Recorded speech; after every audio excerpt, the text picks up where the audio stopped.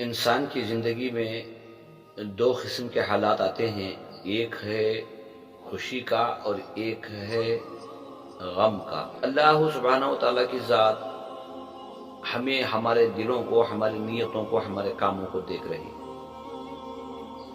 کسی کو یہ کہہ دو کہ بھئی میں اچھا ہوں، اس سے بہتر ہے کہ کچھ ایسا کرو جس سے لوگ تمہیں اچھا کہیں۔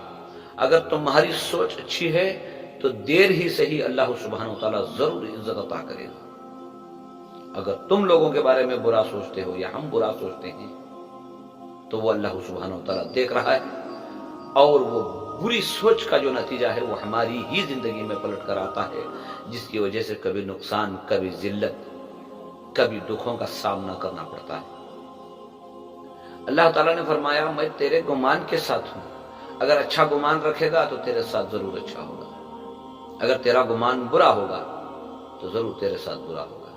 یعنی ہر کام کا دار و مدار جو ہے وہ یا وہ نیکی کا ہو، یا وہ دنیا کے اعتبار سے ہو، یا وہ آخرت کے اعتبار سے ہو، وہ تمہارے خیالات، تمہاری نیتوں سے جڑا ہوا ہے۔